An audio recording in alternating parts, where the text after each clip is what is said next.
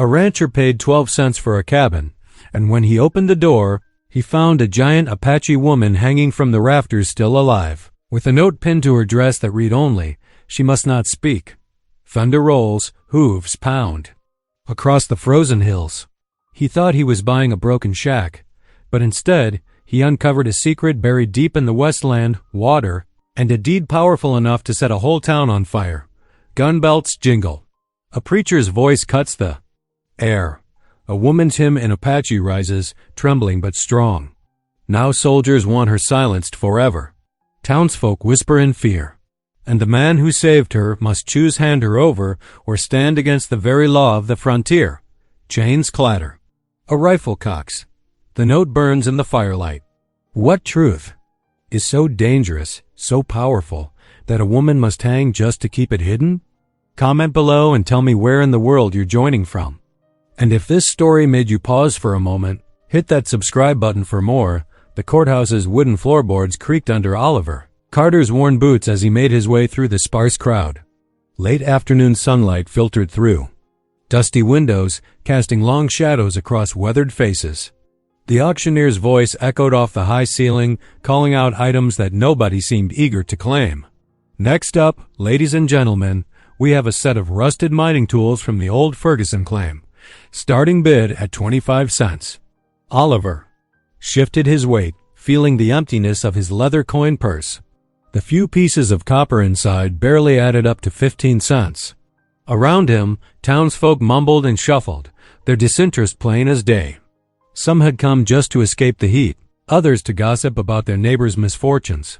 Sheriff Mills leaned against the back wall, chewing on a piece of straw and watching the proceedings with tired eyes. Near the front, Mr. Peterson from the general store scratched notes in his ledger, probably marking down who owed what to whom. Oliver recognized most faces in Pine Hollow. Everybody knew everybody else's business. The mining tools went for 30 cents to young Jimmy Walker, who'd been trying to strike it rich in the hills for going on 2 years now. Oliver's stomach tightened as he watched another item slip away. He needed something, anything, to show for his trip into town. The thought of riding home empty-handed past Sarah's grave on the hill made his chest ache something fierce. Moving onto property claims, the auctioneer announced, adjusting his wire-rimmed spectacles. Got here a mountain cabin, about half day's ride up in Thunder Ridge. Previous owner disappeared during last winter's storm. No known heirs. He cleared his throat. Starting bid at 12 cents. The courthouse fell quiet enough to hear a pin drop. Thunder Ridge had a reputation. Steep terrain, tough winters, and more than a few lost souls who tried to make it their home. Even the most desperate homesteaders steered clear of those heights. Oliver's hand moved before his mind could catch up. 12 cents, he called out, his voice rough from disuse. A ripple of surprised laughter moved through the crowd. Mrs. Henderson, the banker's wife, covered her mouth with a lace handkerchief, her eyes crinkling with barely hidden amusement. Oliver felt heat rise in his neck, but he kept his chin level. The auctioneer blinked. 12 cents bid from Mr. Carter. Do I hear 13? Silence stretched out like taffy. Someone coughed. Outside, a wagon rolled past, its wheels crunching on gravel. Going once. The auctioneer's gavel hovered. Going twice, he scanned. The room one last time. Sold to Oliver Carter for 12 cents. More chuckles followed Oliver as he made his way to the front, coins clutched in his calloused palm. He laid them on the auctioneer's table one by one, counting careful and slow. The deed they handed him was yellow with age, its corners soft and worn. He folded it carefully and tucked it into his shirt pocket right next to his heart. The rest of the auction passed in a blur. Oliver stayed until the end, more from habit than interest. When the last item sold, a broken plow for 45 cents, he stepped out into the fading daylight. His horse, Old Buck, stood patient at the hitching post, swishing his tail at flies. Mighty fine investment you made there, Carter, Sheriff Mills called from the courthouse steps, his voice holding a mix of concern and gentle mockery. Thunder Ridge ain't exactly prime real estate. Oliver touched the brim of his hat. Reckon not, Sheriff. But it's mine now, fair and square. The ride home stretched longer than usual, with thoughts of the cabin weighing heavy on his mind. The sun was setting by the time he crossed the creek that marked the edge of his ranch. In the dimming light, the empty fields looked lonelier than ever. Sarah had always talked about planting flowers along the fence line, but he'd never gotten around to it. The hired boy Tommy had supper waiting, beans and cornbread, same as most nights. Oliver ate without tasting, his mind still up in Thunder Ridge. Tommy chattered about the day's work, about fixing fence posts and finding a nest of rabbits in the north pasture. Oliver nodded in the right places, grateful for the boys' company, even if he couldn't match his enthusiasm. After Tommy headed to the bunkhouse, Oliver sat alone at the kitchen table. The lamp's yellow light cast dancing shadows on the walls as he spread out the deed and the accompanying map. The paper was brittle, threatening to crack along its fold lines. His finger traced the path up into the hills, past the old silver mines, through Devil's Canyon, and up into territory he'd never had cause to explore. The cabin's location was marked with a faded X, nestled between two peaks. No water source was shown nearby, which might explain why the previous owner had given up, or disappeared, as the auctioneer had put it. Oliver wondered what kind of man would choose such a lonely spot to make his home. Then again, who was he to judge? Here he sat, in a house too big for one man, talking to shadows and memories. Maybe that's why he'd raised his hand. 12 cents wasn't much to pay for something to call his own, even if it was just a tumble-down shelter in the high country. Tomorrow, he decided. Tomorrow he'd ride up and see what 12 cents had bought him. Might be nothing but rotted timber and rusted nails, but it was his. In a life that had taken more than it gave, that counted for something. Oliver folded the map carefully and tucked it away with the deed. Outside, a coyote called into the darkness, its voice rising lonely and wild. Another answered from far away, and Oliver felt the sound echo in his chest in that empty space that had been growing since Sarah passed. He banked the lamp and moved through the dark house by memory, each step falling where it had fallen 1,000 times before. In his bedroom, moonlight spilled through the window Sarah had always kept spotless. The bed felt too big, too quiet, just like it had every night for the past 2 years. Oliver lay down fully dressed, his boots hanging off the end of the bed. Tomorrow would bring what it brought. Maybe nothing but disappointment. Maybe something worth the 12 cents he'd spent. Either way, it was a change from the sameness of his days, a small ripple in the still pond of his life. Sleep came slow, filled with dreams of mountain paths and cabin walls, of Sarah's laugh echoing off distant peaks. And somewhere in those dreams, Oliver Carter felt something he hadn't felt in a long while, the faintest stirring of hope. Bought for 12 cents at a courthouse auction. He woke before dawn, as he had every day since taking up ranching. The morning routine was familiar as his own name, feeding the stock, checking the water troughs, making sure Tommy had his list of chores for the day. But today felt different, charged with something like anticipation. Heading up to Thunder Ridge, he told Tommy over a breakfast of cold biscuits and coffee. Might be gone till sundown. The boy's eyes widened. That cabin you bought yesterday? Mrs. Henderson's cook told me about it. Said you must have lost your mind. Begging your pardon, Mr. Carter. Oliver allowed himself a small smile. Wouldn't be the first time folks thought that about me. You keep an eye on things here. Any problems, ride for Sheriff Mills. He packed light. Some jerky, a canteen of water, basic tools that might come in handy. Old Buck seemed to sense his master's mood, stepping out with more energy than usual as they headed toward the hills. The morning air was cool and clean, carrying the promise of summer's end. The sun had climbed to mid-morning height by the time Oliver passed the abandoned mines. Their dark mouths gaped in the hillside, silent testimonies to broken dreams and empty pockets. The trail grew steeper, narrower, forcing Old Buck to pick his way careful between loose rocks and scraggly brush. Devil's Canyon lived up to its name, the walls rising sharp and close, barely leaving room for the path. Oliver kept one hand on his saddle horn, the other loose on the reins, trusting his horse's sure feet. The map had warned of this stretch, but seeing it in person made his 12-cent purchase seem even more foolish. Yet something drove him forward, past the canyon's shadows and up into the clearer air of Thunder Ridge proper. Maybe it was simple curiosity, or maybe it was the need to prove wrong all those laughing faces from the courthouse. Or maybe, just maybe, it was the voice of his Sarah, whispering in his memory about taking chances and finding beauty in unexpected places. The higher they climbed, the more the world opened up around them. Oliver could see for miles, his own ranch a tiny patchwork in the distance, the town of Pine Hollow barely visible through the morning haze. Up here, a man could feel closer to heaven, or at least further from the weight of earthly concerns. Old Buck nickered softly, drawing Oliver's attention back to the trail. They'd reached a small plateau, and there, tucked against the mountainside like a bird's nest, sat his 12-cent cabin. The morning dawned crisp and clear, with dew clinging to the grass like scattered diamonds. Oliver rose before the sun, his movements precise and practiced as he prepared for the journey. The kitchen felt empty without Sarah's presence, but he forced himself to eat a simple breakfast of cold biscuits and coffee. Outside, his bay horse nickered softly as Oliver approached with saddle and bridle. "Easy there, old buck," he murmured, running a weathered hand along the horse's neck. The leather creaked as he cinched the saddle tight, checking each strap with care. Tommy, his young ranch hand, emerged from the bunkhouse, rubbing sleep from his eyes. "Got the cattle handled for today, Mr. Carter," he called out. "Weather looks fair for moving them to the north pasture." Oliver nodded, satisfied.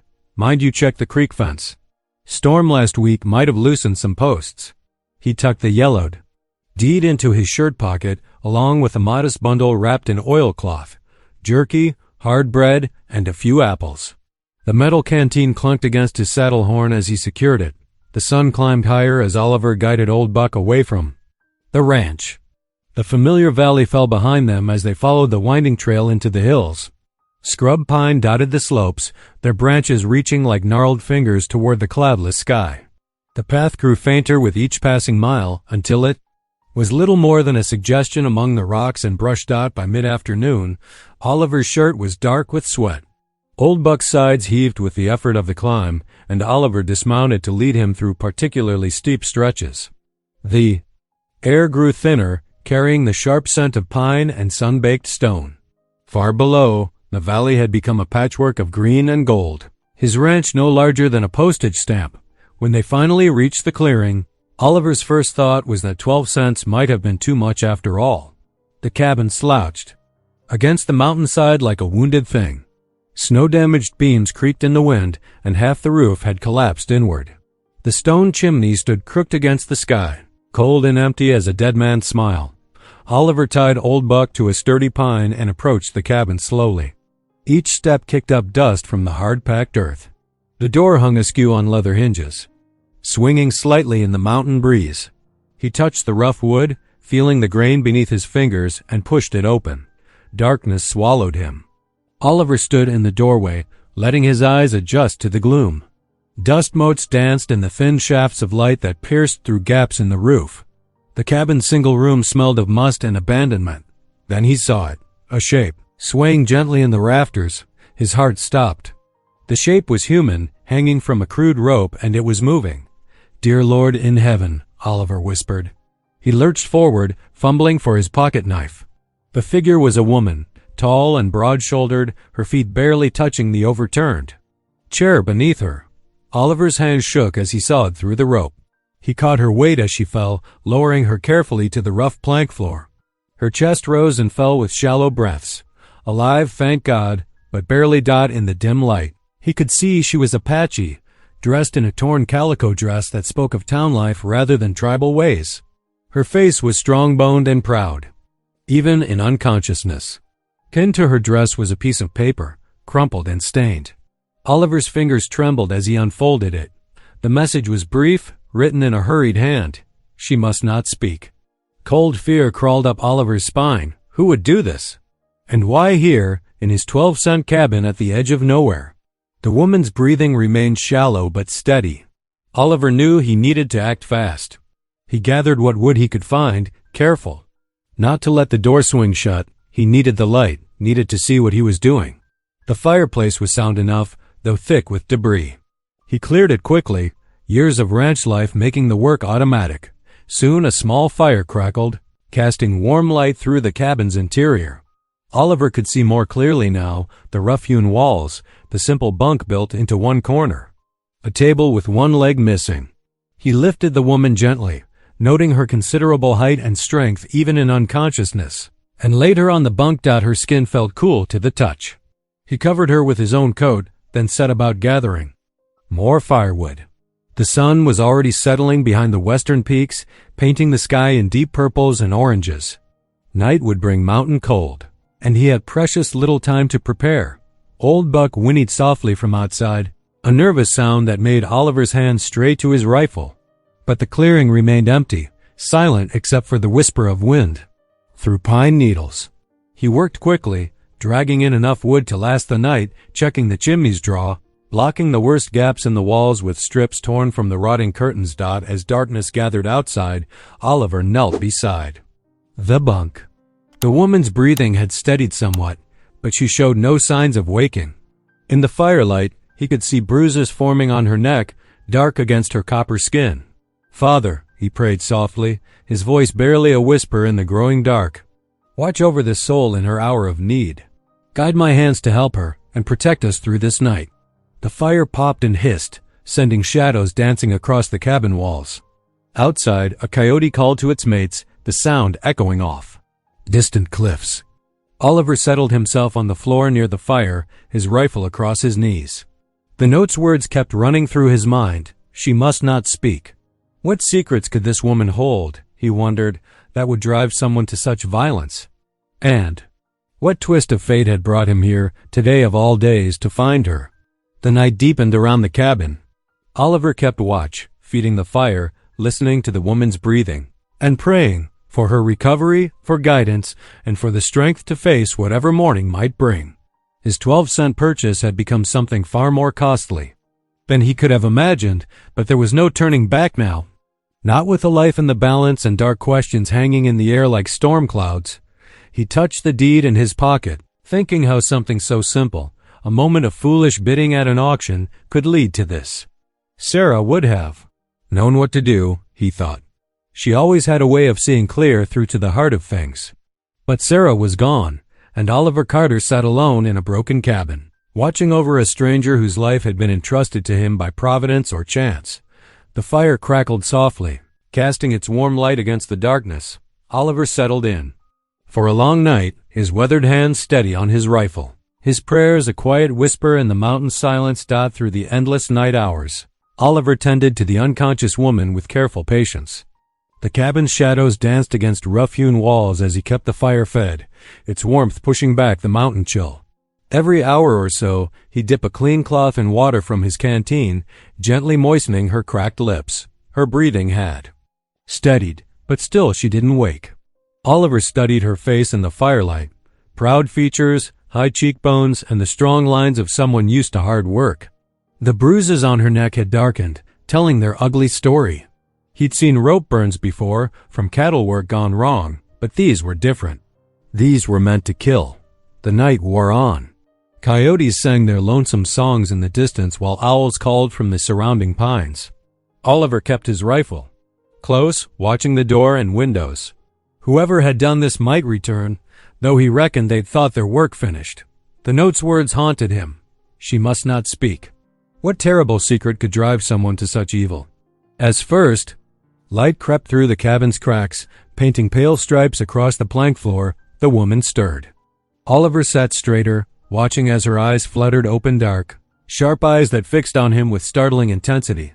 She didn't move, just studied him with that piercing gaze. Oliver cleared his throat softly. "Ma'am," he said, keeping his voice gentle, "you're safe now. I found you yesterday evening." He gestured to his canteen. "Would you like some water?" "Some water?" The woman's eyes narrowed slightly, taking in every detail of his appearance. When she spoke, her voice was hoarse but clear, her English as proper as any schoolteacher's. "I am Veronica, daughter of Chief Tazani." Oliver blinked in surprise, both at her perfect speech and the weight of her name. The Tazani band was well known in these parts, respected and feared in equal measure. He offered her the canteen, which she took with slightly trembling hands. After drinking deeply, Veronica pushed herself up to sitting, though Oliver could see it cost her effort. "You wish to know why someone tried to kill me?" It wasn't a question. "If you're willing to tell me," Oliver said carefully, "though you don't owe me any explanations." Veronica's laugh was bitter. "I owe you my life, stranger. That creates its own debt." She touched her throat gingerly. 2 weeks ago, Army scouts were ambushed near Yellow Creek. 12 soldiers died. Because I sometimes trade with the fort, selling herbs and medicines, they accused me of betraying their patrol routes to raiders. Did you? Oliver asked quietly. Fire flashed in her eyes. I did not. I have walked between two worlds all my life, learning white man's ways while honoring my people's traditions. I would never betray either trust. Her hands clenched in her lap. But the army officers didn't believe me. They dragged me north, away from my father's lands. When their commander tired of questioning me, they brought me here. Oliver nodded slowly, piecing it together. They left you to die where no one would find you. With that note as warning to others who might know their secrets. Veronica's voice was steel. What they don't know is that I saw their lieutenant, meeting with raiders the day before the ambush. He's the traitor, not me. Oliver felt the weight of her words settle in his gut. If she was telling the truth, this was bigger than a simple murder attempt. But if she was lying, he studied her face, seeing only conviction there and pain. Why did you save me? Veronica asked suddenly. You could have ridden away, pretended you saw nothing. Oliver shook his head, because it was right. He met her, gazed steadily. My wife Sarah taught me that doing right isn't about what's easy. It's about what lets you sleep at night. Something softened slightly in Veronica's expression. Your wife is wise. Was wise, Oliver corrected quietly. She passed 2 winters ago. Silence stretched between them, broken only by the pop of the dying fire. Finally, Oliver pulled the deed from his shirt pocket. This cabin, he said. Hi. Bought it yesterday at auction. 12 cents, if you can believe it. Veronica stiffened, her entire body going rigid. 12 cents, she repeated, her voice dangerous. For land that was never theirs to sell. She snatched the paper from his hands, eyes scanning the crude map. This spring, these grazing lands, they were guaranteed to my people by treaty 30 years ago. Then gold was found, and suddenly the papers were lost. My grandfather died. Defending this place, Oliver felt sick. His bargain purchase suddenly felt like stolen goods in his hands. I didn't know. Few do, or few care to know. Veronica handed the deed back, her movements precise and controlled. Your 12 cents bought you blood-soaked earth, mister. Carter, he supplied. Oliver Carter. Well, Mr. Carter, what will you do now? Now that you know your cabin stands on stolen ground? Oliver considered carefully before answering. The right thing wasn't always clear, but sometimes conscience pointed the way. First, he said, you need rest. You're welcome to stay until you're stronger. He paused, watching her reaction. After that, maybe we can figure out how to make this right. Veronica studied him for a long moment. Outside, the sun had climbed higher, warming the cabin's weathered walls. A mourning dove called softly from somewhere nearby. You are either very foolish, she said finally, or very brave, offering shelter to someone the army wants silenced. Oliver managed a small smile. Probably both. My Sarah used to say, I had more heart than sense. Your Sarah, Veronica observed, seems to have shaped much of who you are. She did at that. Oliver stood, stretching his stiff muscles from the night's vigil. I need to check on my horse and gather more firewood. Will you be all right for a few minutes? Veronica nodded, then added quietly, Thank you, Mr. Carter, for doing what was right. As Oliver stepped outside into the crisp morning air, he felt the weight of everything he'd learned pressing down on him. His simple life had grown complicated overnight. Stolen land, attempted murder, army corruption. Yet watching the sunrise paint the mountains gold, he knew he couldn't have chosen differently. The day ahead would bring its own challenges. For now, he had wood to gather and a fire to build.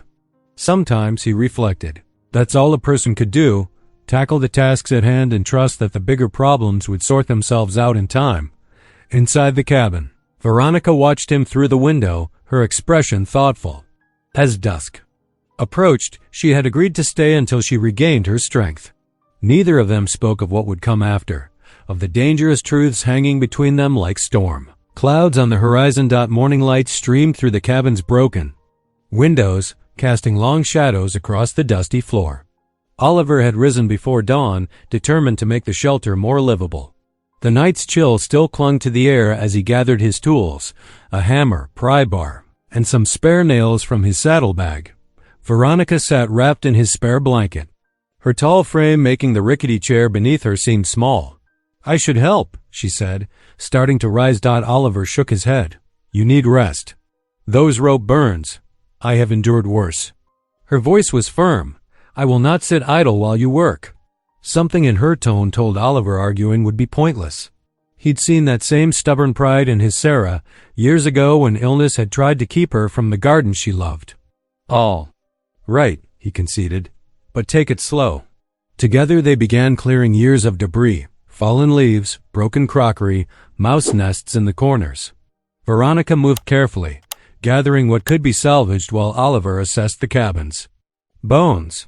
The roof would need patching before the next rain, and several wall boards had rotted through. "The floor first," Oliver decided, eyeing the warped planks. "Can't have you falling through in the night." He knelt with his pry bar, working it under a particularly buckled board. The wood groaned, then gave way with a sharp crack. "Wait." Veronica's hand touched his shoulder. "There's something beneath." Oliver peered into the gap. Sure enough, a dark space gaped between the floor joists, not just the usual crawl space, but a purposeful hollow. Something pale gleamed within. Careful not to disturb the surrounding boards, Oliver reached down. His fingers closed around what felt like paper, stiff with age but protected from rot by its hiding place. He drew out a large envelope, its government. Seal still intact despite the years. Veronica's sharp intake of breath made him look up. Her face had gone very still, eyes fixed on the seal. "May I?" she asked, voice barely above a whisper. Oliver handed it over, watching as she opened the envelope. With trembling fingers. The paper inside was covered with dense legal writing, but what caught his eye was the bold heading. Transfer of water and land rights, Apache territory. "It's real," Veronica breathed, scanning the document. The original treaty deed, the one they claimed, was never signed. Her hands shook harder. "This proves the spring rights were granted to my people. Proves the land was stolen, not surrendered." Oliver sat back on his heels, understanding the weight of what they'd found. "This could change everything for your band, or get me killed." Veronica carefully refolded the paper. "If the soldiers learn I have this, they will not hesitate to silence me permanently. They've already tried once." Oliver stood, brushing dust from his knees. "Then we ride to town now. Take it straight to the judge." "With proof like this, no." Veronica's voice cracked like a whip. "The town is not safe. Judge Morton takes his orders from the fort commander. The sheriff's deputy drinks with the lieutenant, who arranged the ambush." She gripped the paper tighter. "We must be careful. Think clearly." Oliver wanted to argue, but he saw the fear behind her fierce expression. Here was a woman who'd already survived one attempt on her life. He had no right to risk another. "All right," he said finally. "We'll keep it hidden for now. But something has to be done eventually." Veronica nodded slowly. "Yes, but first we must be sure of who can be trusted." She glanced at the hole in the floor. Perhaps its hiding place served well enough before. They spent the rest of the day working, though Oliver noticed Veronica was favoring her right side, where the rope had burned deepest. As dusk approached, he insisted on stopping to prepare a simple meal, beans and dried beef softened in water, with the last of his journey bread. The lamp cast warm light across their faces as they ate. Oliver had offered Veronica his tin plate, using a crude wooden bowl for himself. The food was plain, but neither complained. "I should tell you more," Veronica said suddenly, setting aside her empty plate, "about why I was banished. You have shown trust, you deserve truth in return." Oliver settled back, letting her speak at her own pace. The lamp flickered as a draft found its way through the cabin's many gaps. "I was raised between two worlds," she began. "My father saw value in understanding white ways, sent me to the mission school when I was young. I learned English, to read their laws and treaties. This made me useful as a translator, but it also made some people suspicious." She touched her throat absently, where the rope marks were starting to fade. "When the army patrol was ambushed, they needed someone to blame. I was an easy target, the Apache woman who spoke too well, who visited the fort too often. They claimed I must have passed information to the raiders." "But you saw something else," Oliver prompted quietly. Veronica's eyes hardened. 2 days before the ambush, I was gathering healing herbs near Yellow Creek. I saw Lieutenant Hayes meet with 3 men, not Apache, but white men dressed as raiders. They spoke too quietly for me to hear, but money changed hands. The next day, Hayes changed the patrol route. The day after that, 12 soldiers died. Oliver felt a chill that had nothing to do with the evening air. Hayes is the one who tried. To hang you? He gave the order. Sighed I was spreading lies about him, threatening the peace. Her laugh was bitter. The fort commander believed him without question. My own people, some of them believed him too. Enough to cast me out, call me cursed. That's not right, Oliver said, the words coming before he could stop them. To judge without proof, to condemn without listening. The world is not always. Right, Mr. Carter. Veronica's voice was tired. But sometimes truth finds its way to the surface, like that paper under your floor. The question is what we do with it when it appears. Oliver studied her across the lamp's glow. Here was a woman who had lost everything, her home, her people, nearly her life, yet she sat straight-backed, unbowed. He felt something protective stir in his chest, an urge to shield her from further harm. We'll figure it out, he said. Finally. The right way to use that document, the right people to trust. You don't have to face this alone anymore. Veronica met his gaze for a long moment. No, she said softly. Perhaps I don't. The lamp burned lower as night settled fully. Around the cabin. Outside, a whippoorwill called into the darkness, its song echoing off the surrounding hills.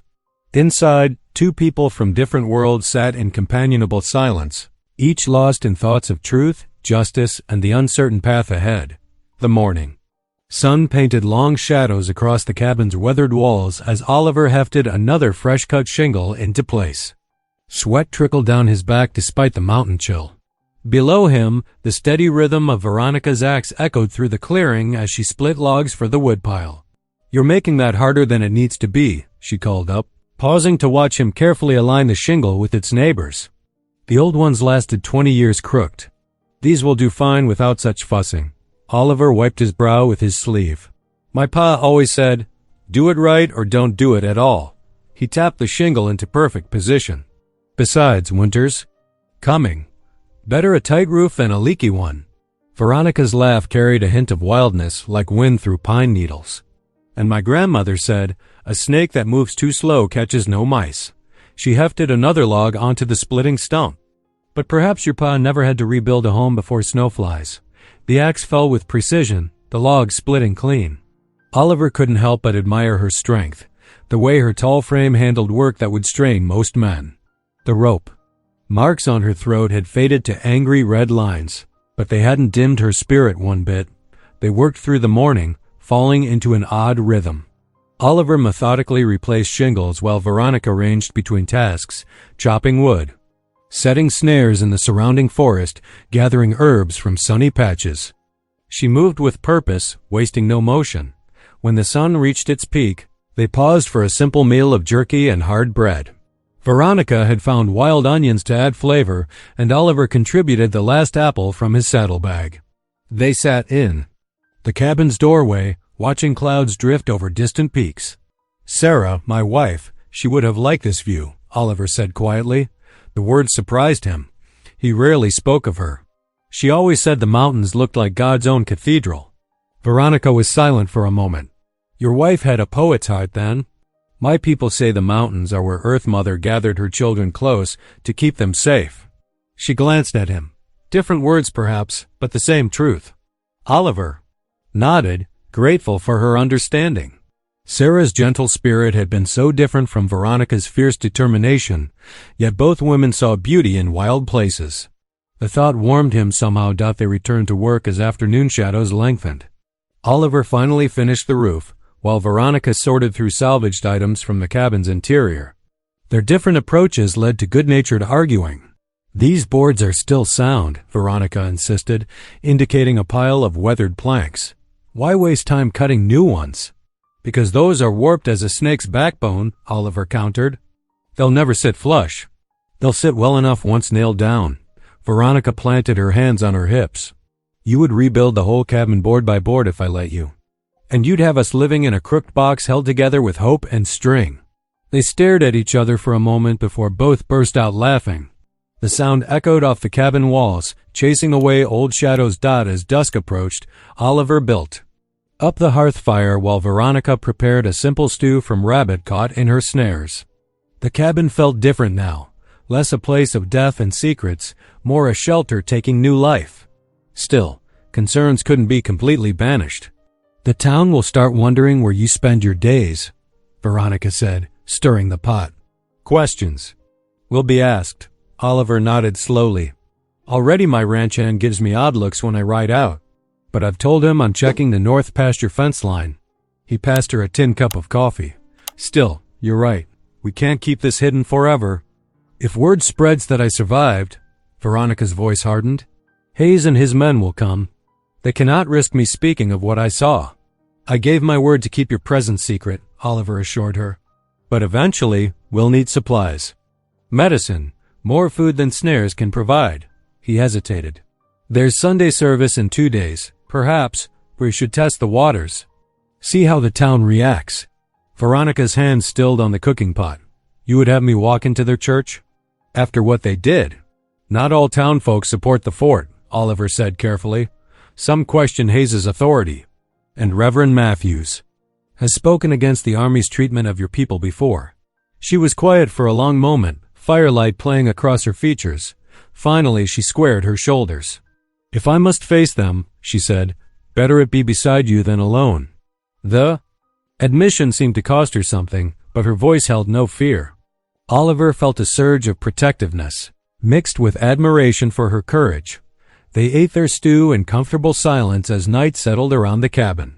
The repaired roof kept out the evening chill, and the swept floors no longer harbored dust and shadows. Even the hidden treaty document seemed less menacing, safely restored to its concealment beneath the floorboards. Oliver found himself studying Veronica's profile in the firelight. She had changed in the days since he'd cut her down, not just in regained strength, but in the way she carried herself. The wariness remained, but it was tempered now with something like peace, or perhaps trust. She caught his glance and raised an eyebrow. "You're thinking too hard again, Mr. Carter. I can hear the wheels turning from here." He smiled, ducking his head. "Just wondering what Sunday will bring." "Tomorrow's work comes first," she reminded him. "The cabin still needs a new door latch, and I saw tracks of a young deer near the east snares." "Always practical," he teased. "Always surviving," she corrected, but her tone was gentle. "Although," she gestured at their surroundings, "the solid roof, the clean floors, the neatly stacked firewood. Perhaps more than just surviving now." Oliver nodded, understanding what she left unsaid. In helping her heal, he'd found his own hollow places filling with purpose again. The cabin was becoming more than a 12-cent impulse purchase or a hidden refuge. It was becoming something like hope. Sunday dawned clear and crisp, the kind of autumn morning that painted frost on fence rails and turned breath to silver mist. Oliver waited by his hitched wagon as Veronica emerged from the cabin, wearing her cleanest dress and a borrowed shawl against the chill. "We don't have to do this," he said quietly, noting the tension in her shoulders. Veronica lifted her chin. "Yes, we do." She climbed onto the wagon seat with fluid grace, her height making the task easy. "Your town must see me as I am, not as shadows and whispers make me." The ride down from the hills was silent, both lost in their own thoughts.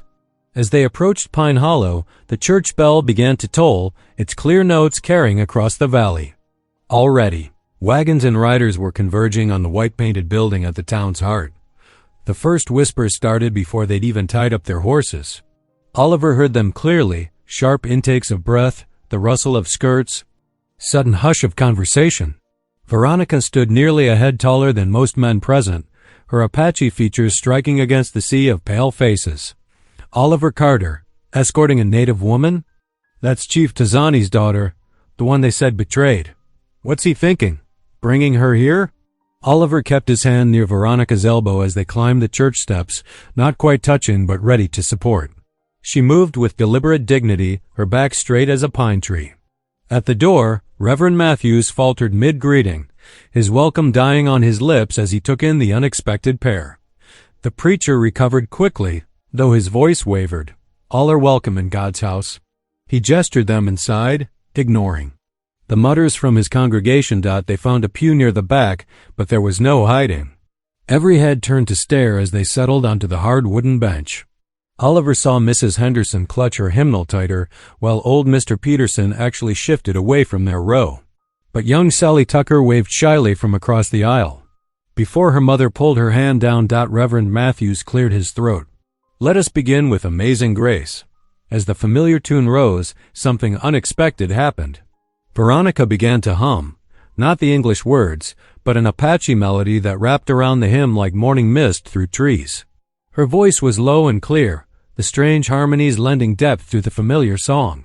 The sound seemed to fill the small church, making the very rafters vibrate with its haunting beauty.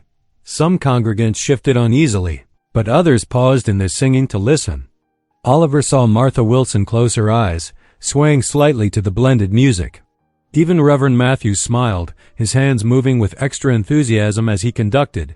When the song ended, the silence held a different quality, less hostile, more wondering. The sermon that followed was about welcoming strangers, though Oliver suspected it had been hastily revised.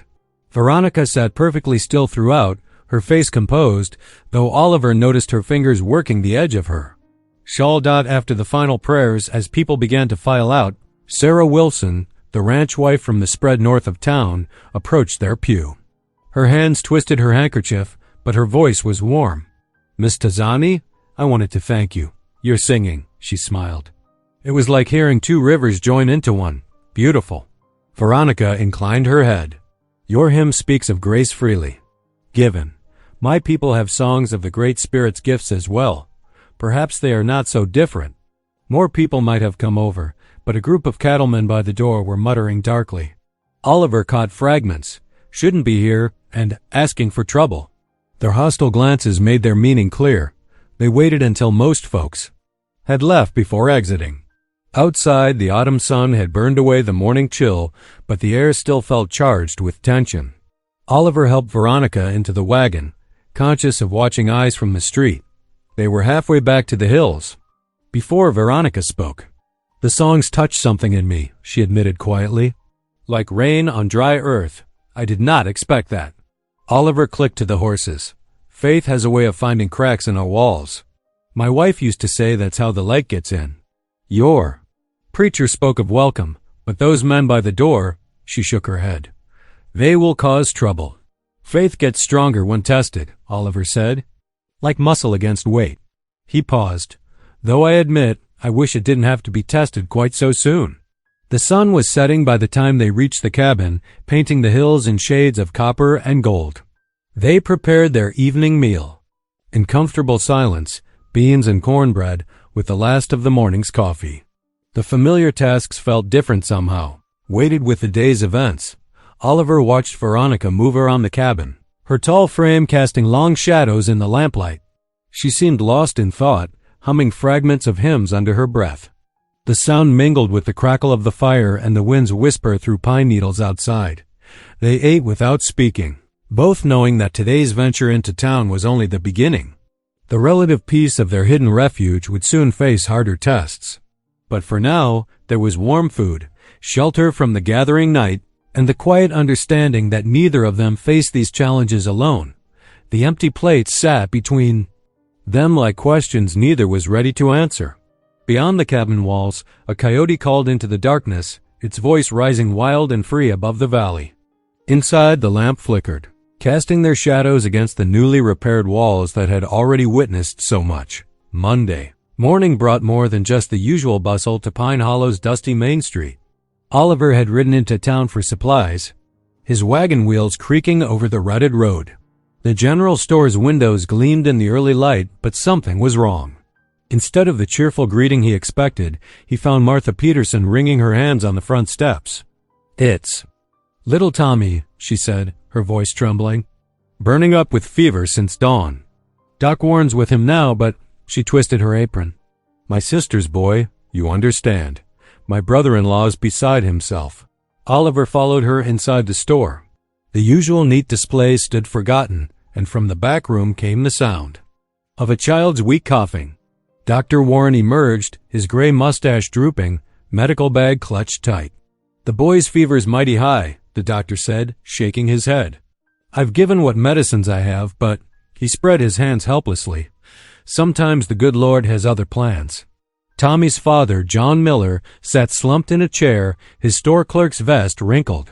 His wife, Sarah, knelt beside their son's bed, pressing cool claws to his flushed face. The boy couldn't have been more than 7 years old. Oliver watched the scene, thinking of Veronica's skilled hands preparing medicines from wild plants. He cleared his throat. There might be someone who could help. "Who?" John asked, hope flaring. In his tired eyes, "The Apache woman staying at my cabin. She knows healing ways." "No." John shot to his feet. "No Indian witchcraft near my boy." Sarah looked up sharply. "John, I won't have it." He paced the small room. "Bad enough she's in our church. Now you want her working spells on our Tommy?" Oliver kept his voice steady. "She saved my life with those remedies. They're not spells, just knowledge passed down through generations. Knowledge of plants that grow right here in these hills." "John," Sarah said quietly, "Tommy's burning up. If there's any chance?" The storekeeper stared at his son's flushed face, conflict written in every line of his body. The boy moaned softly, tossing in fever dreams. Finally, John's shoulders slumped. "Bring her," he whispered. "But if anything happens to my boy," Oliver was already heading for the door. "I'll ride fast." The sun had climbed high by the time Oliver's horse crested the last hill to the cabin. Veronica was outside, hanging dried herbs from the porch rafters. She listened gravely to his breathless explanation. "I will come," she said simply, gathering her medicine pouch. "But some will not welcome this." They rode double on Oliver's horse, making better time down the mountain than his wagon could have managed. The town seemed to hold its breath as they dismounted at the store. Curious faces pressed against windows, and a cluster of ranch hands paused their card game to watch. Inside, Tommy's fever had risen further. Sarah Miller looked up with desperate hope as Veronica entered, though John still scowled from his corner. Veronica moved to the bed with quiet authority, her tall frame blocking the afternoon light. She examined the boy carefully, feeling his pulse, checking his throat. From her medicine pouch came bundles of dried herbs, some crushed to powder. "I need hot water," she said, "clean cloths. Honey, if you have it." The next hours passed in a blur of activity. Veronica steeped herbs in steaming water, adding honey to make the bitter medicine palatable. She wrapped Tommy's chest in warm poultices that filled the room with a sharp, clean scent. Through it all, she hummed softly, not quite a song. More like wind through canyon walls. As sunset painted the windows gold, more townspeople gathered outside. Some muttered darkly about savage practices, but others waited in tense hope. Inside, Tommy's breathing gradually eased, though his fever still raged. "She'll stay the night," Oliver announced firmly when John Miller began to protest. "The medicines need tending." Through the long dark hours, Veronica maintained her vigil. She changed poultices, spooned medicine between Tommy's cracked lips, and bathed his hot forehead. Sarah Miller dozed in a chair nearby while John paced endlessly. Oliver settled in the store's front room, dozing between checking on them. Just before dawn, Tommy's fever broke. The boy's eyes opened, clear and aware for the first time in days. "Mama?" he whispered. Sarah burst into tears, gathering her son into her arms. Even John Miller's stern face crumpled with relief. He reached for his wife and child, then looked up at Veronica with shame and gratitude warring in his expression. "I was wrong," he said roughly. "Thank you. For my boy's life, thank you." Veronica inclined her head. "The Great Spirit's healing flows through many channels. I am glad I could help." Word spread quickly through the waking town. Sarah Miller embraced Veronica tearfully on the store's front steps, uncaring of who saw. Several women who had waited through the night pressed forward with thanks and questions about her medicines, but not everyone shared the joy. A group of ranchers gathered by the saloon watched with dark expressions. "Ain't natural," one muttered. "Apache woman working her ways on white folks. What's next?" Worse, a cavalry patrol had stopped to water their horses. The lieutenant observed the scene with narrow eyes, making careful notes in a small book. Oliver noticed his gaze lingering on Veronica's tall figure as she mounted behind him for the ride home. The morning sun warmed their backs as they climbed toward the cabin. Birds called in the pine branches, and a deer bounded away through golden shafts of light. It should have been a triumphant return, but Oliver felt Veronica's tension in her rigid posture. "For a moment down there," she said softly, "I felt useful. Again, like I had a place, a purpose," she sighed. "But I saw their faces, the ranchers, the soldiers. They will never let me simply be." Oliver guided his horse around a bend in the trail. "You saved that boy's life. That truth will speak louder than their fears in time. Will it?" Her voice held old pain. "My people's truths have been buried before. You're not alone this time," Oliver said firmly. "Whatever comes, we'll face it together." They rode the rest of the way in companionable silence. The cabin welcomed them, morning light gleaming on its mended roof. Inside, Oliver stoked the banked coals while Veronica arranged her depleted medicine pouch. The familiar tasks felt peaceful after the night's drama. Later, as sunset painted the cabin's walls with warm light, Oliver watched Veronica prepare a simple supper. Her movements were tired but satisfied, like a warrior after a well-fought battle. Hope flickered in the shadows, fragile but persistent as the flames dancing in their hearth.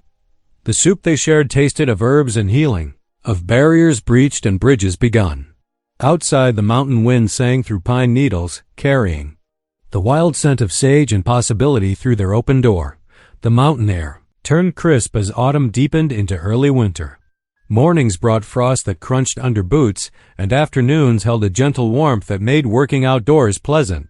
For Oliver and Veronica, the days fell into an easy rhythm at the cabin. On this particular morning, Oliver hauled water from the spring while Veronica gathered kindling. The wooden bucket's weight felt good in his hands, honest work that spoke of home and hearth.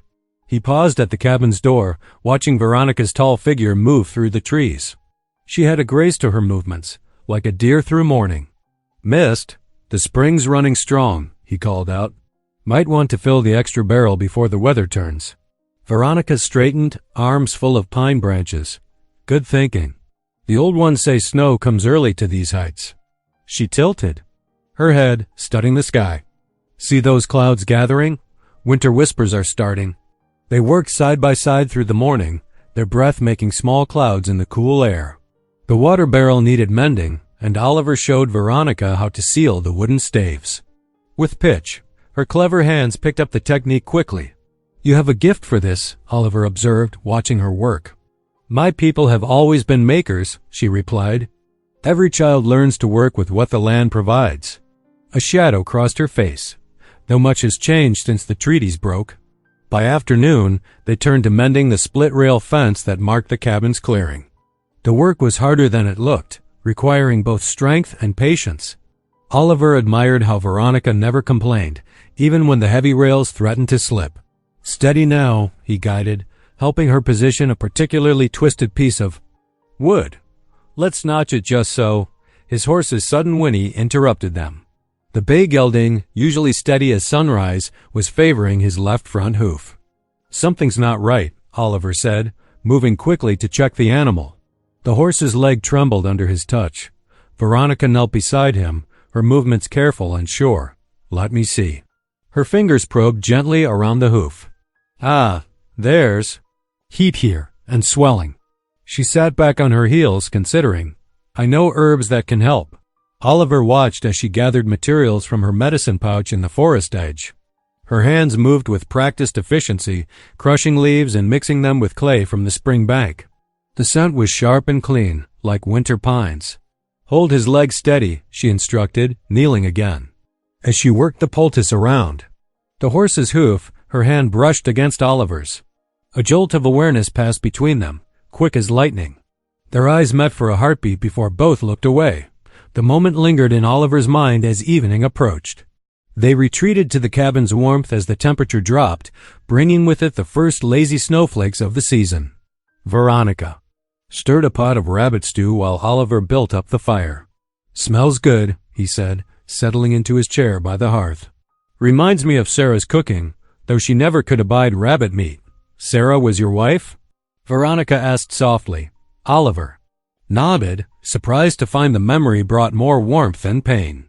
She loved this country, wild as it is. Used to read scripture by lamplight, said the words seemed truer out here under the stars. What were her favorite passages? "The Lord is my shepherd," Oliver quoted from memory. "He maketh me to lie down in green pastures. He leadeth me beside the still waters," he smiled slightly. Sarah said that spoke to her soul, living out here where water's precious as gold. Veronica ladled stew into tin bowls, her movements thoughtful. "My grandmother told stories of these lands before the changes came. She spoke of sacred springs that never ran dry, of valleys where buffalo darkened the earth like storm clouds." She passed him a bowl. "The old ones say every place holds its own song if we learn to listen." They ate in comfortable silence as darkness gathered outside. The fire's warmth mixed with the stew's rich scent, creating a pocket of peace against the growing cold. Snow fell more steadily now, visible through the window in the lamplight. Oliver watched Veronica rise to bank the fire. She moved with such quiet strength, yet he'd come to recognize the wound she carried, not just from the rope that nearly took her life, but from all that came before. The betrayals, the false accusations, the loss of her people's trust. Standing. He went to the small drawer he'd built into the wall beside the hearth. From his pocket, he took the government deed they'd found beneath the floorboards. The paper that could restore at least some justice to her people. "This needs a safer home," he said, pulling out his hammer and nails. With careful strikes, he secured the drawer's backing, sealing the document away. "No one will find it here." Veronica watched him work, her dark eyes unreadable in the firelight. When he finished, she spoke softly, "They will come, Oliver. And when they do, you must decide who you stand with." The words hung in the quiet cabin, heavy with meaning. Outside, snow continued to fall, each flake a whispered promise of changes to come. Oliver looked at Veronica, seeing not the outcast, or the medicine woman, but simply the soul beneath wounded like his own, yet reaching toward healing. "I reckon I've already decided," he said quietly. The fire crackled, sending sparks up the chimney like tiny stars. In that moment, the cabin felt both fortress and sanctuary, a place where two broken paths might join and find new direction. But the night pressed close against the windows, carrying tomorrow's uncertainties in its darkness. Dawn painted the eastern sky in pale gold as Oliver saddled his horse. The morning air bit with winter's chill, his breath forming clouds in the gray light. He'd made a list of supplies they needed: flour, coffee, salt, and ammunition. Simple things that meant survival in the high country. Veronica stood in the cabin doorway, her tall frame silhouetted against the warm interior. "Be careful," she said softly. "The town has ears," Oliver nodded, checking his saddlebags. "I'll be back before sundown." He didn't mention his deeper worry that each trip to town risked drawing attention to their hidden sanctuary. The trail down from the hills wound through stands of pine and across frost-touched meadows. His horse's hooves made hollow sounds on the hard ground. As he rode, Oliver rehearsed his casual manner, the way he'd nod to folks without inviting conversation. Keep things simple, he told himself. Just another rancher making his supply run. Pine Hollow stirred to life as he approached. Smoke rose from chimneys and the telegraph. Office's door stood open, its operator already clicking away at his key. The general store's windows glowed with early morning light. Oliver tied his horse at the hitching post, boots crunching on the packed dirt of the street. He'd almost reached the store's steps when two figures stepped out from the shadows of the adjacent alley. Their army uniforms were dusty from the trail, but their rifles gleamed with fresh oil. The taller soldier, a sergeant by his stripes, moved to block Oliver's path. "Mr. Carter," the sergeant said, his voice carrying an edge sharp as a new blade. "Got a moment to talk?" Oliver kept his face neutral, though his heart hammered against his ribs. "Morning, Sergeant. What can I do for you?" The second soldier, younger and harder-eyed, circled to Oliver's left. "Word is you've been spending time up in those hills lately, at that cabin you bought for pennies." "That's right," Oliver said evenly. "Fixing it up for storage. Good place to keep winter hay." The sergeant's mouth twitched. "Interesting thing about that cabin. Some folks say they've seen smoke from its chimney. Regular like, as if someone's living there." "Just me working," Oliver replied. Takes a fire sometimes, with the weather turning cold. That so? The sergeant stepped closer. Because other folks tell different tales. About a tall Apache woman. At church service. About her treating the storekeeper's boy when he took fever. Oliver forced himself to meet the soldier's gaze. Lots of tales go around a small town. Listen here, Carter. The sergeant's voice dropped low, meant for Oliver's ears alone. If she's alive, she's Army property. There's matters of security involved.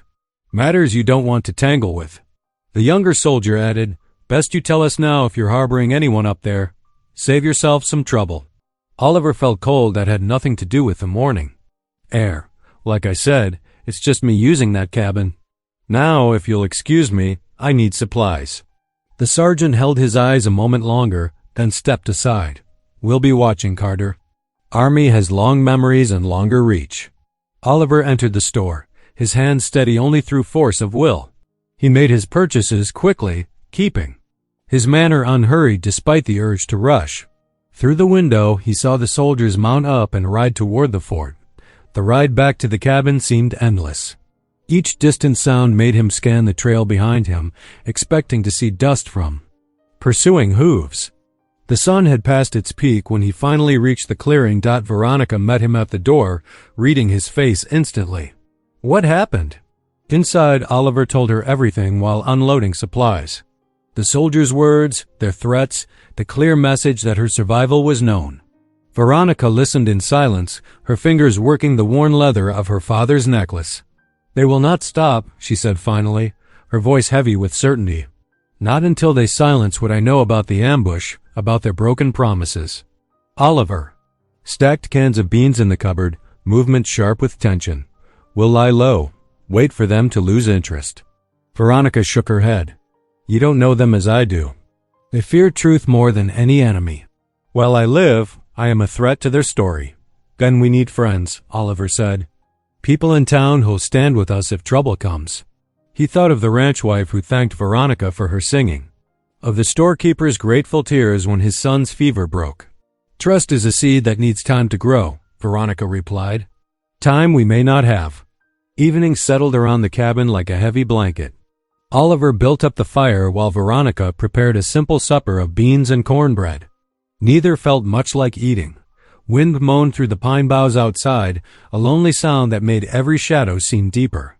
Veronica sat cross-legged by the hearth, her father's necklace caught in the firelight as her lips moved in silent prayer. The beads were smooth with age, each one carrying memories of her people's ways. Oliver tried to read his Bible, but the words blurred before his eyes. Instead, he found himself listening for hoofbeats, for voices, for any sign that their sanctuary had been discovered. The night pressed close against the windows, full of whispered threats. His mind turned to the deed hidden in the wall, the paper that could change everything. If they could only prove its authority, show that this land was rightfully Apache territory. But that same proof made them both targets. The Army would never allow such evidence to surface. The fire popped and sparked, casting dancing shadows on the walls. Outside, an owl called once, then fell silent. Oliver lay in his bedroll, sleep far from his thoughts, while Veronica kept her vigil by the dying flames. In the darkness, her fingers never ceased their movement over the necklace beads. Her prayers mixed with the wind's voice, ancient words, asking for protection, for wisdom, for the strength to face whatever dawn might bring. The clouds rolled in before noon, thick and heavy with snow. Oliver stood at the cabin door, watching the sky darken to the color of wet slate. The wind picked up, carrying the first flakes in wild spirals across the clearing.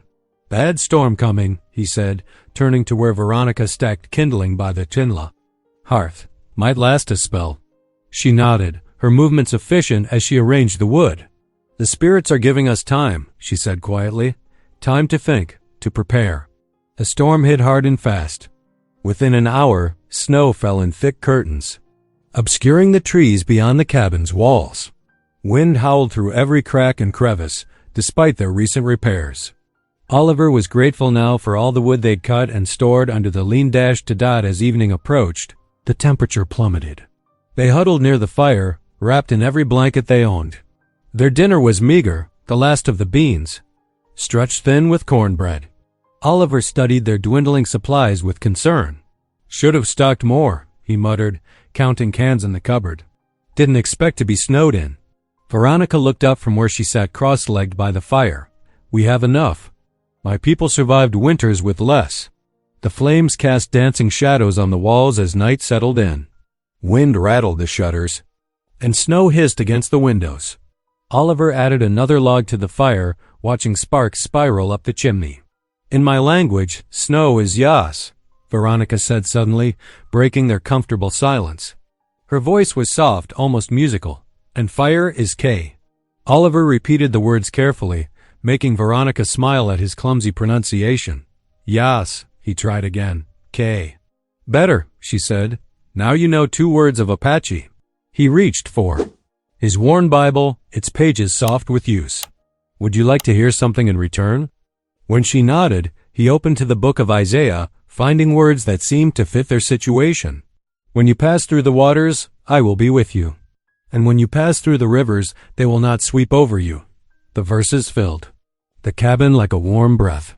Veronica listened intently, her dark eyes reflecting firelight.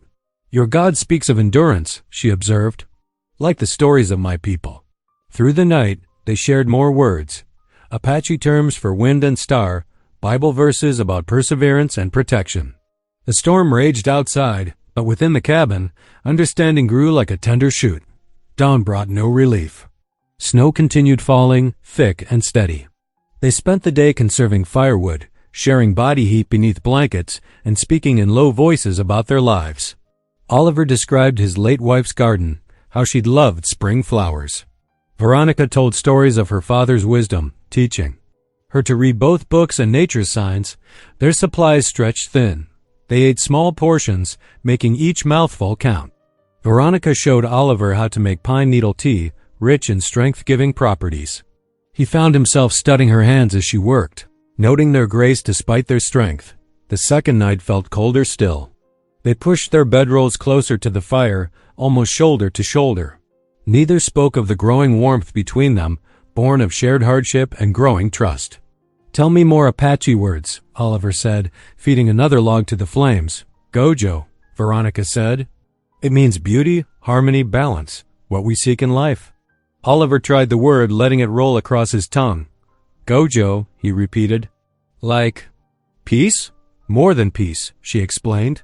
"It is rightness in all things, between people, with the land, with the spirits." He thought about that, about harmony and balance, about how the storm had forced them to find their own kind of gojo. Here in this cabin, the third morning broke clear and bright. The storm had passed, leaving the world transformed. Snow lay deep across the clearing, pristine except for tracks, Veronica said sharply, pointing through the window. Riders passed in the night. Oliver studied the marks half buried by fresh snow. At least 3 horses had crossed the clearing, circling the cabin before heading back toward town. His stomach tightened with the implications. "They're testing us," he said, "seeing if we're here." Veronica's face hardened. "They will come again, with more men. We must be ready." Oliver retrieved his old rifle from its place above the door. The wood was smooth with age, the barrel still straight and true. He began cleaning it methodically, though his heart was troubled. "I don't want blood," he admitted, working oil into the mechanism. "There must be another way." Veronica touched the medicine pouch at her throat. "My people have bled enough," she agreed softly. "We need wisdom now, not more death." They spent the morning preparing. Oliver checked their ammunition, while Veronica packed emergency supplies they could grab quickly. Neither spoke much, but their movements were coordinated, complementary. Like a dance, Oliver thought, or a prayer by afternoon. The sun had begun melting the snow, revealing more of the tracks that circled their sanctuary. They were clear enough now to show spurs had marked the snow cavalry boots, not rancher's wear. The cabin felt different after the storm. Warmer somehow, despite the dwindling supplies. Their shared words, Apache wisdom, and Bible verses seemed to linger in the air like wood smoke. Oliver found himself watching Veronica more often, noting how firelight played across her features, how strength and grace merged in her movements. They ate their evening meal in companionable silence, sharing the last of the cornbread. The fire crackled low and steady, holding back the gathering dark. Outside, snow began falling again, lighter now, as if the weather itself was holding its breath. "Whatever comes," Veronica said finally, "we face it together." Oliver nodded, unable to find words for the emotions filling his chest. The storm had changed things between them, melting barriers like snow and sunshine. Yet even as their bond deepened, danger drew closer with each passing hour. They spent the evening checking their preparations. Extra ammunition within easy reach. Supplies packed for quick departure. Escape routes planned through the deep snow. The hidden deed remained secure in its wall cavity, their secret weapon if things turned desperate. Night settled around the cabin like a heavy blanket. The fire burned low, casting warm light on their faces. Neither spoke of what tomorrow might bring, but their shared silence held both comfort and resolve. In the distance, a wolf howled, a long, lonely sound that echoed off the snow-covered hills. Veronica lifted her head, listening. "The spirits are restless," she murmured. "They know what comes." Oliver added another log to the fire, watching sparks rise like prayers into the darkness. The truce of firelight held them together, two souls finding strength in each other's presence. Tomorrow would bring what it would bring. For now they had this moment, this warmth, this hard-won trust between them. The moon hung like a silver coin above the cabin as Oliver checked the corral's gate one last time. The horses nickered softly, their breath steaming in the cold night air. He patted his bay's neck, promising fresh hay come morning. The peaceful evening felt deceptive, like the calm before a storm. The attack came swift and silent. Oliver heard nothing until the cabin door splintered with a mighty crack. His heart stopped as shouts erupted from inside. "No!" he yelled, breaking into a run across the snowy yard. But he was too far. Too slow. By the time he reached the porch, soldiers were already dragging Veronica out the door. Her long black hair hung wild, her face marked with fresh bruises. 6 men held her, yet still she fought, twisting against their grip. Oliver raised his rifle, hands shaking. "Let her go!" More rifles lifted in response, 8, maybe 10 barrels gleaming in the moonlight. The sergeant's voice cut through the night. "Drop it, Carter. She's Army property now." Veronica's eyes met his across the yard. Even now she held herself tall, dignity unbroken. "Oliver," she called out, voice steady. "Remember what we spoke of. Remember." A soldier's hand clamped over her mouth. They hauled her toward waiting horses, her feet leaving deep trails in the snow. Oliver stood frozen, rifle half raised, torn between impossible choices. If he fired, they'd kill them both. If he surrendered, his hands trembled. The sergeant smirked. "Smart choice, rancher. Now watch her go, and remember what happens to those who harbor traitors." They bound Veronica's hands, lashing her to a saddle. The whole time, her eyes never left Oliver's face. There was no blame in that gaze, only a fierce, burning trust that pierced his heart. The soldiers mounted up, taking her with them into the darkness. Their hoofbeats faded slowly, leaving Oliver alone in the ruined yard. Inside, the cabin lay, ransacked. Blankets torn, furniture shattered, supplies scattered across the floor.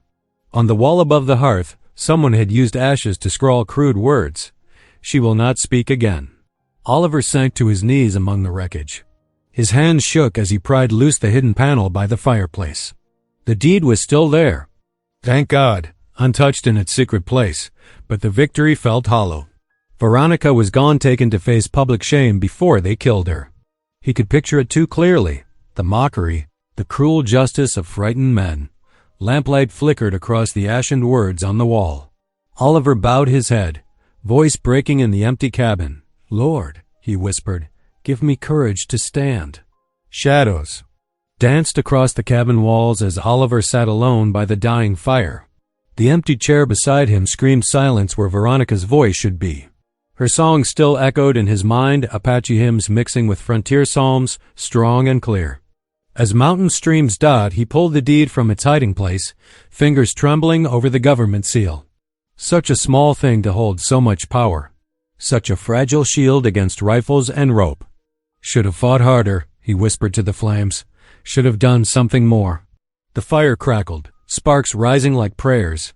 Oliver sank to his knees. In the scattered ashes, Deed clutched to his chest.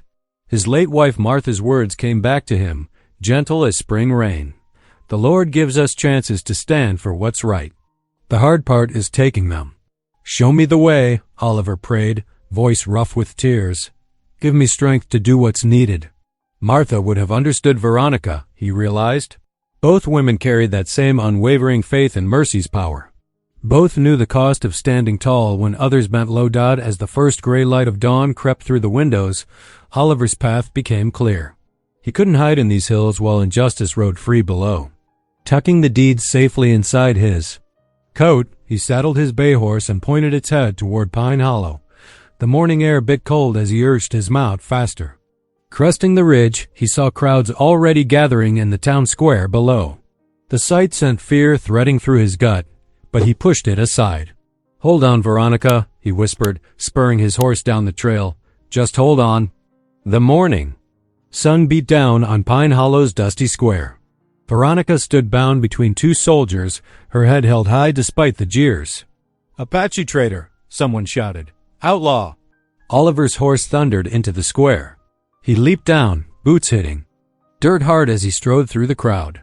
Silence! His voice carried across the square. Pulling the yellow deed from his coat, he held it high. This here's proof, this spring, this cabin, they belong to her people, by law. The crowd hushed as Oliver read the government's own words. Whispers spread like wildfire. Preacher Johnson stepped forward, his Bible clutched tight. To silence her would be to silence God's mercy itself. She saved my Tommy, called Mrs. Peterson, the storekeeper's wife, when no one else could.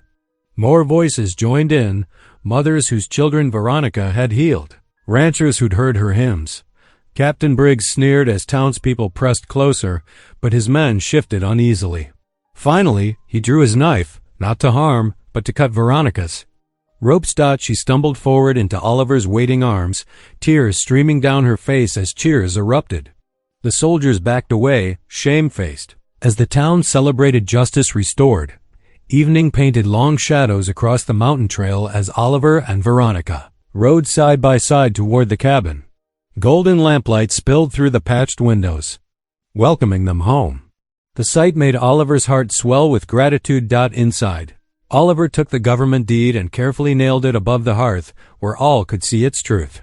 No more hiding, no more fear. Veronica stood by the fire, her tall frame casting dancing shadows on the wall. I was left to hang because I carried no worth to them, she whispered, her voice thick with emotion. But you gave me life and now, perhaps a home. Oliver crossed to her and took her hand in his, rough palm against rough palm. 12 cents, he said with a gentle smile, was the best I ever spent. Outside, the storm clouds had cleared completely. Stars scattered like silver, dust across the dark sky. The cabin that had once held only death now glowed with firelight, faith, and the first warm breath of family. If something in this story whispered to your spirit, stay a while. Subscribe and come back tomorrow. The next story may be the one you didn't know you needed.